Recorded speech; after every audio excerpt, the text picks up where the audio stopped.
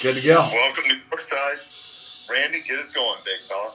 All right, so you can see Mike is our special guest tonight, talking about sectionals. So we're in week 9, season 7. Going to go over a few games this past week that you guys might have caught at the end of the week. So Wednesday we had McCutcheon and LCC do battle. McCutcheon swept LCC on Wednesday night. Yeah, the key to that is, and we're going to talk about it a little later, LCC's last match of the year. You know, they not only lose to McCutcheon, but they lose to COVID, which is a reoccurring theme, and a theme I'm really getting tired of, to be honest. But McCutcheon's a very good team. I think McCutcheon's still a year away, but great win for those guys. Yeah. Also on Wednesday night, we were in the middle of the show, and we were getting a little bit of updates early in that match. Cowan and Wapahani were doing battle, and Cowan wins in 5 against Wapahani Wednesday night. Yeah, Wapahani's in a little bit of trouble. Mallory Summers, I would argue, is their best offensive threat, and she's really a mainstay. She's a 6th rotation kid, a senior. She's got some issues. Everybody at first thought it was an asthma attack, and now maybe a little more pulmonary. I think that she may well be done for the season, which is a shame because great little athlete, great competitor, better competitor than she is an athlete. But that puts a real hole in Wapahani. And Cowan, that's a big win. First time, like you referenced, they've won the MEC since probably the 70s. Yep. That's a monster win for them. And you know what? It's been a good couple of years your wife's had there. Not too sure. But yeah, like you're talking about, MEC, I think, started in 74. And the last time they had won was 78. Wes was chatting about who was on the team then. And he said the head coach was John Young. Yes. John Bluegill Young. That was his one claim to fame. And so Saturday, we talked about Yorktown and Cinegrove, which would have been a great battle if Eganoff was healthy and some other things, but Yorktown swept him. Yorktown's too good for those guys. No Eganoff, no chance. And that's not me blasting the other kids. I mean, there's some really good players on it. Claire Bogdan's a great player. But no Eganoff, you lose all your firepower. You really can't get through it. And Yorktown's too good for them. Yeah. You're not waiting for HSE. Yeah. And then we talked about a late season thing. Wapahani has been going to it for a few years. We talked about it. We left our assistant coach there, Kent. The Belmont little tournament, it was a 4-way. Wapahani and Cowan went to battle with Belmont and Leo. Belmont came out 2-0. Wapahani went 1-1. Leo went 1-1. And Cowan went 0-2 in that one. So, it's a solid little tournament. Great finish. Real nice kickoff for sectionals. It always was. It was a great kickoff when we were at Wapahani. Yep. And Belmont getting a chance to see some good Delaware County kids come in there. That's a good tournament. Yep. That's a good event. But Belmont's doing some good stuff late in the year. Correct. They are doing some good things. They're starting to, they're number 1 and 3, so it'll be interesting to see what happens come the tournament. Number 1, but I think they've got a shot. Yeah. Not really what we want to talk about, but it is news on the front. Officially, 8 teams have withdrawn from the tournament. 4 1A schools, 1 2A school, 2 3A schools, and 1 4A school in Ben Davis. Everything from Washington Township, LCC, South Bend Clay, West Lafayette, where we've lost 8. Now, every school has not said that it is COVID related, but it is a withdrawal, and I have saw 4 of those schools that were on the list as COVID, having a kid with it on the team. So some of those schools really did have a dog in the fight. Yeah. LCC is a real deal. There's a couple of schools in there that and I feel horrible for her. I'll be really honest. I've danced around this all season. I'm so tired of the bullshit. The bottom line is these guys, this is these kids' last chance. Last chance to play in the state championship. Last chance to get something done. And I'm so tired of it. Yep. I think that after it's all said and done, when people go back and reflect on this, I think there's going to be a lot of scorched earth. There's going to be a lot of irritated people. But the bottom line is, this is athletics and politics mixing, and it's just not a pretty sight. I hate it for those people, and for those kids that will never get back this opportunity. That's embarrassing. But it is what it is, and at the end of the day, I think that there's been nothing more mismanaged in my lifetime than COVID, and these kids are going to pay the price for that. And like I said, I usually don't say what I want to say, but this is bullshit. Yeah, and I saw reading over here on the sides, like JR had a good comment, how is the IHSA going to handle this? And from what it sounded like from Tom, I don't know if you've heard anything else, Mike, it seems like they're not going to handle it, Randy. Yeah, it just seems like it's going to be like, sorry, it's over. Somebody else. How are they going to handle it? Those guys are done. That's how they're going to handle it. Yep. It's like everything else. So those guys, unfortunately, are finished, and we just move on. We don't handle things anymore. That's the problem. Yep. All right, we're going to go ahead and get into the next part. We'll let the slideshow go as usual, Mike. We're going to talk about Lazy Boy Games of the Week. We talked about those sectionals that we had previewed. I tried to pick one of the games that we thought was going to be a standout. We have 5 games I thought we could kind of chat about tonight. Since we don't have as much on the plate based on sectionals, and we're not going to have the top 10 since they're set for the tournament. But game 1, I had Newcastle. We'll get to Newcastle. We'll say it for last since it's a good one. The 5th one on the list, I had Pioneer, number 3. Will probably do battle with Northfield, number 5, in the final if everything holds par. 7 o'clock start out in the Southwood area, the Pioneer sectional. Yeah, that's a great matchup. I like Pioneer. Yep. Rod Nice is a great coach. Been doing it for a long time. But that's a super matchup. It's unfortunate they have to meet up in the first series of events, but that's a great matchup. Yep. I'd agree. I think Pioneer's got a little too much. The only thing that could be an X factor for Northfield is they got that kid on the left that is their go-to player. And like you said, at that point, when your gun's on the left side, you still got an opportunity to battle. Guns get you home this time of year. Yep. The teams are going to win are going to have a stud, and they do have a stud.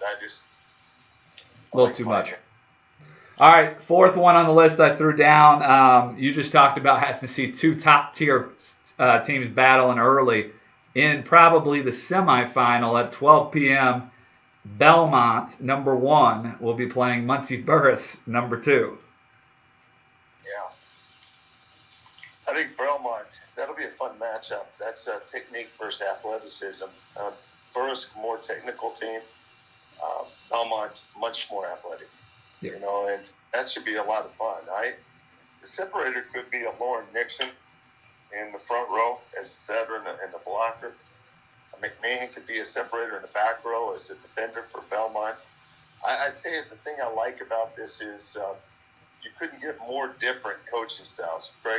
Jim Craig, very methodical, and Craig Kroll, he coaches like his hair is on fire. So I tend to like the latter, but I think Belmont may be the better team there, but that's a flip a coin. Yep, I would agree with you. I think Belmont, I really like the ball control there with McMahon and the crew. And then if Delaney, I think she's had a pretty good year. Lawson, their freshman left side, if she can, keep her head on straight and not let the nerves get to her too much, I think she'd be a big X factor on that game. Solid. I like you using X factor. You're growing up so fast. There we go. Number 3, like you just talked about a little bit with Wapahani, they're number 3 heading into the tournament in 2A. They will have a semifinal at 12:30 against number 10 Alexandria. Earlier in the season, I did look it up, Mike. Wapani did win in 4, but that was healthy and rolling at that point. Yeah, I think that their health is going to be an issue. I think Wapani gets through that. I think it's going to be a war, and it may be the end of the road for those guys just because no summers, it's going to be tough for them to get back where they were. I don't think Alec can beat them, but I think it'll be a heck of a match. Yep. I think that out of the 5 matches, that's your upset alert, but I don't see Alexandria in those crucial times. I watched those guys play Cowan, and they kind of... No, my upset-wise, I could see Burris beating Belmont before I see Alec Wapahana. Okay. I like that. And then number 2, the only team that's not ranked in this top 5. The reason why is we talked about it's the Mud Sock battle. Number 2, number 2 on the PrepVolleyball.com rankings. HSE versus Fishers. God, come on, man. Start throwing out there for Coach Jay. I like Fishers change the lineup. I think it'll make that match even more competitive.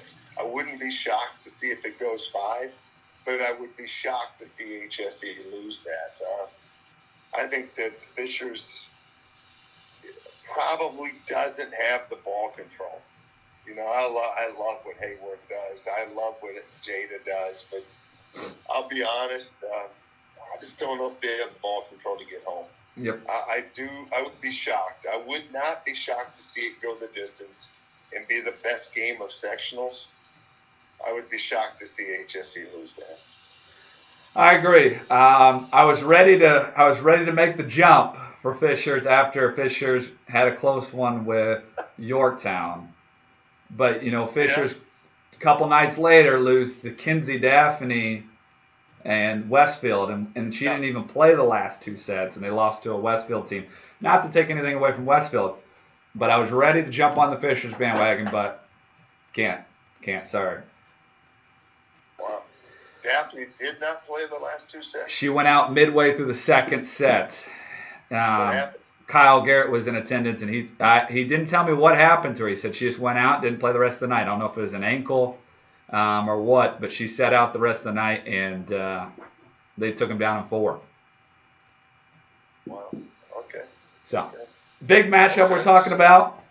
Number 4, Newcastle at home for the sectional. They was supposed to be at Yorktown, I was told from John Dickin, that it was supposed to be Yorktown as the host. But based on COVID, they knew they could get more people into the field house. So Newcastle will host number 1 Yorktown at 11:30 in the semifinal.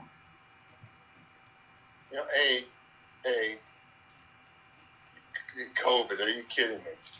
We're going to make the change of venues based on COVID. Yorktown people are ticked like that. Yep.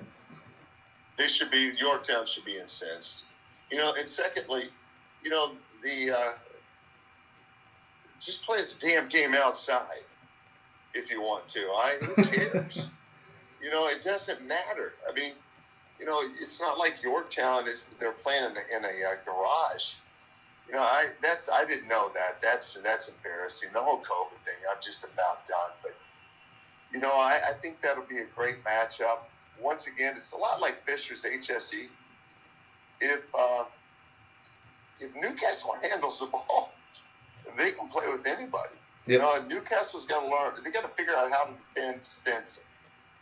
Stinson's the X factor. If you slow her down on the left, she's going to come into the middle of the court. You block 3 in the middle like Fishers did, you're doomed. Not a good move. You block 2 in the middle, she's going to pick the opposite side off. You block 1 in the middle and drop 2, you get a shot. But you're going to have to do some different things. I think that Newcastle's going to have to rotate.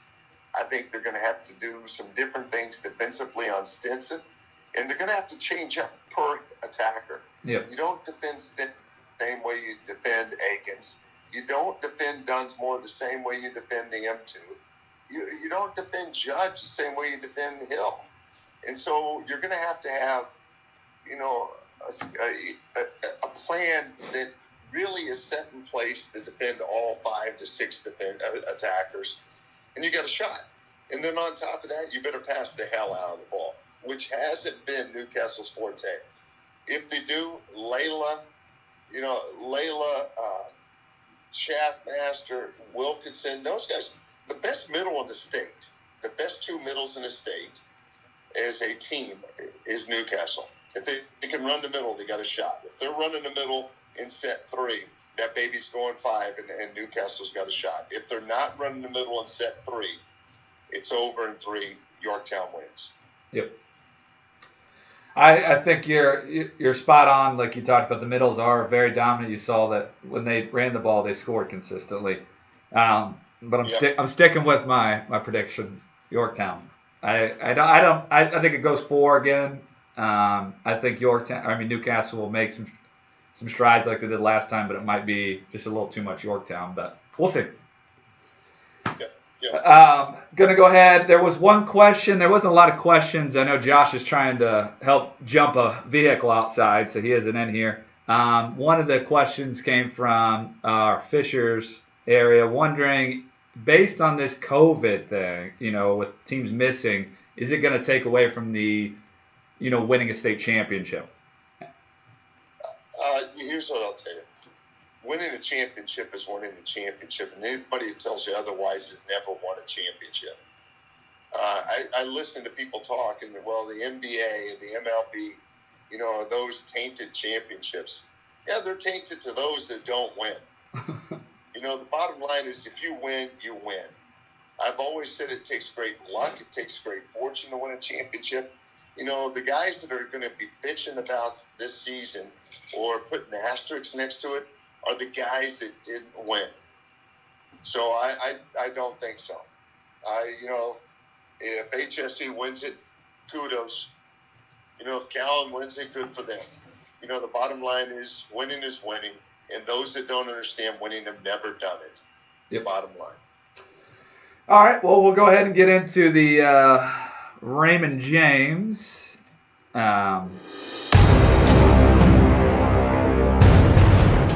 Contenders or pretenders. What I did here, Mike, I don't know if you saw a little bit ago, I put the top 4 seeds in there. If there's anybody that sticks out to you that's a contender or a pretender based on that. So 1A, I put down our top 4 ranked teams: Trinity Lutheran, Lagodi, Pioneer, Cowan. Any of those guys? You think all those guys are contenders? Any pretenders in that one? You think? Yeah, I do. No, I do. 1A is always so wide open. I like 1A because it's fun. I like 1A because it's there's always no clear cut favorites. I like Trinity Lutheran as a little bit of an edge, but all 4 of those teams win. I think they're all contenders. Yeah, and I kind of looked at it. If you would have been here today, I would have showed this to you. Kind of a cool thing Indiana Prep Volleyball does is they have the brackets. So, quick glance for you right there, big dog. What it is it kind of goes through almost like your NCAA bracket, and it looks like it's pretty even. 4 teams on one side, 6 on the other, and looks like the only one that's is got 2 teams in the same sectional is Covington, and actually Covington is the only one because they got the LCC win. That's why I saw it on there twice. But everybody's by themselves. So looking at the bracket, I threw out my final 4. I know you didn't get a look at it yet, but I think, like you just talked about, Trinity Lutheran will be there. I think Pioneer will be there. I think Cowan comes out of that one. And I think Bloomfield, which is ranked 10th. The only other person in theirs is Indianapolis Lutheran. Always good team. Yep, I'm good with that. So most of those guys, I think, are, like you said, contenders. I just think Lagodi will end up running into a great Trinity Lutheran in the semifinal of semi-state. Oh, good with that. 2A, Bar Reeve, number 1. Heritage Christian 2. Wapahani 3. Andrean 4. I will tell you that all year long I've talked about WAP and Heritage Christian. WAP, I'm a little, and as much as it hurts me, a little leery of right now with the injuries. Heritage Christian's best team in 2A. I'm telling you right now, Bar Reeve is a good team, a very good team, and they played very well all season. Andrean, a good team. Andrean has bit off a tougher schedule than anybody else other than Heritage Christian. I mean, Heritage Christian last week, those guys knock off Cathedral to win the city title. Yep. And then they have a great showing in the Columbus East tournament. The only team they lost to is Silver Creek there. And that team, they're good. I'm telling you, Heritage Christian is good. Those teams, contenders or pretenders, I like Bar Reeve.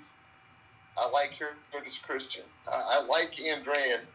I'm a little leery of Wapahani right now until I hear what's going on health-wise. Yep. So those three, I think, are real contenders. But Heritage Christian's still the best team in 2A. Yep. I would say this, Mike, I was looking at today. I have those 4 in the Final Four. And the reason why, I was ready to count WAP out, but the only ranked team they're going to see until the Final Four is Alexandria in the semifinals of sectionals. No. I'm not saying they're out. Yeah. I think they're going to deep run. I just don't know until I find out what's going on with Summers, if they have enough ammo to get home. Correct. Right now, I know that Bar Reeve, Andrean, and Heritage Christian have enough to get there. Yeah.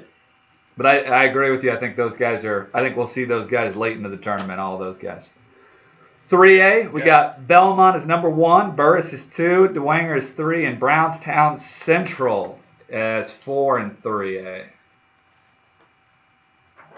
Any of those guys pretenders? Wow. I don't think any of those guys are contenders. I will tell you, though, what's Dwenger got to do? So here's Dwenger gets no love. Yeah, I know. No love. I like the best play. I will tell you this: out of those 4 teams, Ava Hudson is the best volleyball player on the floor. And at this time of year, I want a star. I want a go-to. And out of those 4 teams, they all have great players, but the one go-to that will get you out of trouble, front row, back row, the best all-around player out of those 4 teams is Ava Hudson. Yeah. I agree. Go ahead. I like Dwenger. Yep. I like Belmont. I like Burris and Brownstown Central right behind them. I think they're capable. The Nixon kid is a much better player than people give credit. Jim Craig is a better coach than people give credit. So Burris, I think, is in the hunt. Brownstown Central is always in the hunt. They cracked through last year. But I at this stage of the game, I like a go-to. And I like the go-to that Dwenger has. Yeah. The only one I was a little iffy on was Brownstown Central. Just because they lost a lot from last year. They lost a lot of seniors, but they are still ranked 4th. They are still rolling. So I would agree. The only thing is, it's kind of cool about this, Mike, I was looking at this bracket, is the Dwenger quarter is going to be crazy. There is 2, 4, 5 teams in their quarter of the bracket to get to the Final Four. Only 1 is even in the upper portion of that same site, New Prairie. I think I'm going with a wild one here to get to the Final Four. Benton Central. John Vernon, I'm calling him to the Final Four. He's gonna. John Vernon. I'm going with legendary John. I'm going with him. And then on the other side, we talked about Brownstown Central and Brebeuf. I think Brebeuf gets there. I give them a little nod over the young Brownstown Central when it comes down to it. I think Dwenger gets there. And then the 4th one, you're going to enjoy this one. Evansville Memorial or Silver Creek. I think Silver Creek gets there. I like Silver Creek. So you could be back in the newspaper with those guys wanting to challenge us to come to a show there or something if they win the state final. I like Silver Creek. I do like them. But I see those guys maybe getting that Final Four. I agree. I think this is Hudson's state championship with Dwenger to win. Hopefully, Hauser and the guys can get it done. those guys haven't got a lot of love. No. And I'm not sure why. I don't really know. I mean, record-wise, they're unbelievable. I think they got two losses on the year. I don't know. I don't know what else you can do. All right, going to talk about 4A. Yorktown, HSC, Munster, Newcastle, your top 4. Wow. No pretenders. Those are all 4 really big-time schools. Munster and Newcastle would be the upset specials, would be the ones that would be kind of underdogs coming in. Newcastle not expected to get past Yorktown, but they can. And Munster's got to go through hell to get there. I mean, whoever comes out of there is going to be impressive. But, HSE Yorktown you got to look at as contenders right off the bat. But I'm not going to say any pretenders. Yeah. I like all 4 of those programs. And, you could throw LaPorte and Penn and Crown Point in there, and I'd still be equally as open to a winner. I think 4A is a little more wide open than what people think. Yep. But HSE is the team to beat until otherwise noted. Yep. I was looking at it based on the layout. I think HSE gets the Final 4, like we talked about on that same side.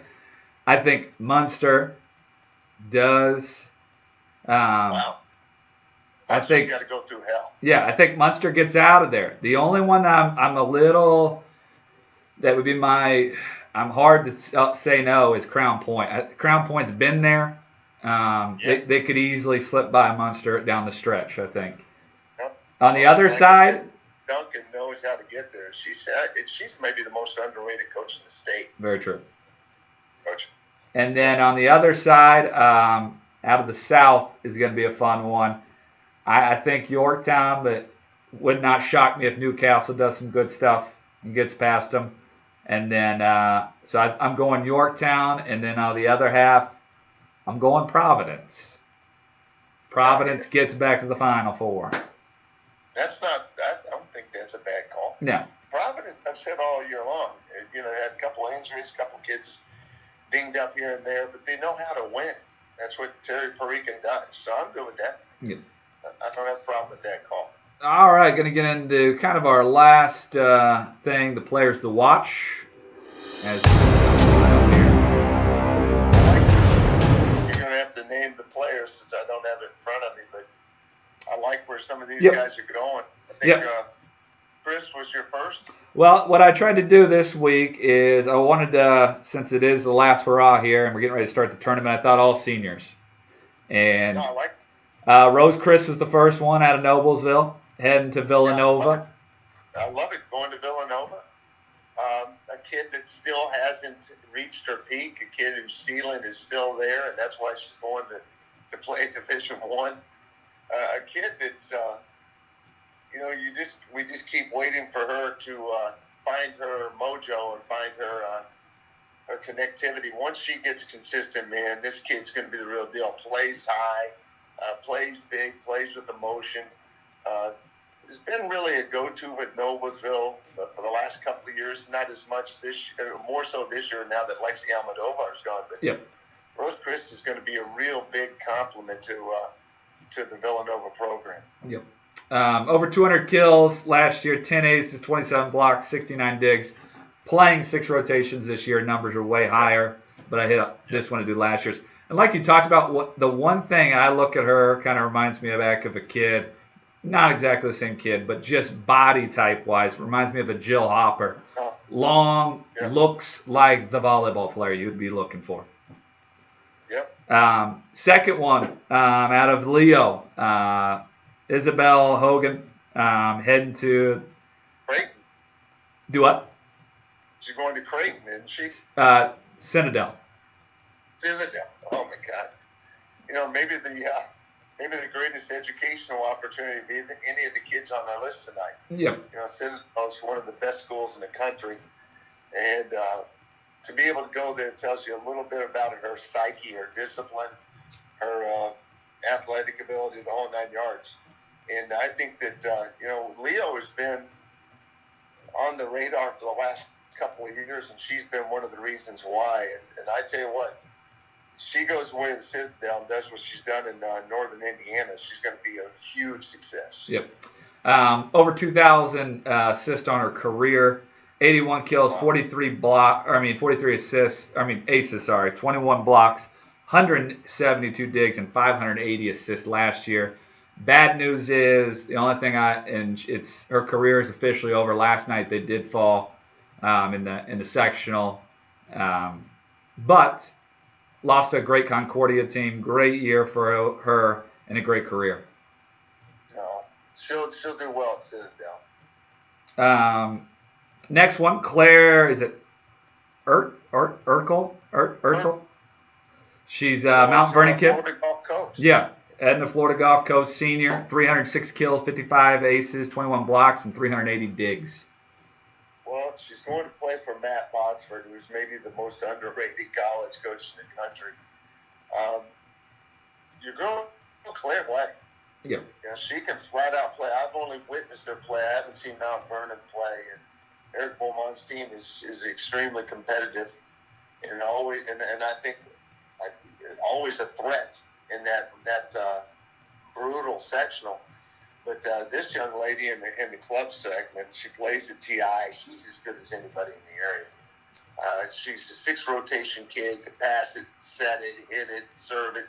She can do whatever you need her to do, and she's going to be a great addition down at Florida Gulf Coast. Yep, I agree. And like you talked about, she's your typical year in and year out. You hear people talk about Delaware County kids. She's a 5'10", 5'9" kid that does a little bit of everything for you. No, banger. Next out of New Haven, a little DS, Ava Dotzer, heading to Finley. Well, I'll tell you what, New Haven's the home of Lauren Jeebert, one of the greatest volleyball players to ever come out of the state of Indiana.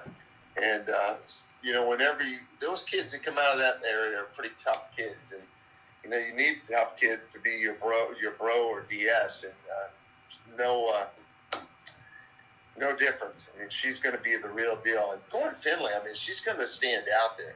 Sometimes our kids make choices to go to the biggest places. Just because you have the biggest house doesn't mean you have the best home.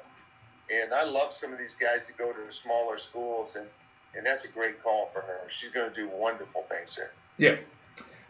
16 kills last year, 51 aces, 383 digs on the season.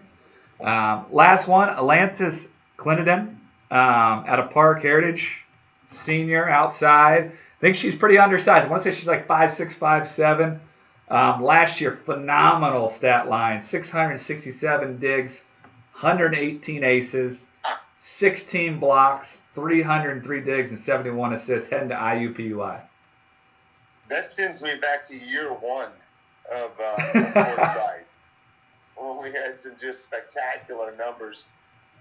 That is remarkable. In IUPUI, that's a great destination for a lot of these kids, and that program has been up and down over the last couple of years, but she sounds like the type of kid that could change the world. Those are phenomenal numbers. Hey, congrats. And like I said, I love when these kids, they don't all have to go to the Big Ten. No. They all have to go and be happy, and they all have to go and do good things. That's awesome numbers. That's a great list of 5. Maybe my favorite 5 you throw down. Good work, Brando. Well, top 10 we'll talk about as it gets farther along, into the tournament and everything else. I know I was talking to MP last night, my wife, and that's how everybody knows her of, talking about, you got to make sure that you're taking care of your kids now. Now that list just keeps growing. Today was the 8th team that is out of the tournament. And I'm a little shocked. I'll be honest with you. I'm a little shocked that's happened. That this many teams have dropped out at this stage of the game. But I get it. And we're gonna make sure it's the strongest court in the land is the court of public perception or public opinion, and so people are going to make decisions based on opinion. I'll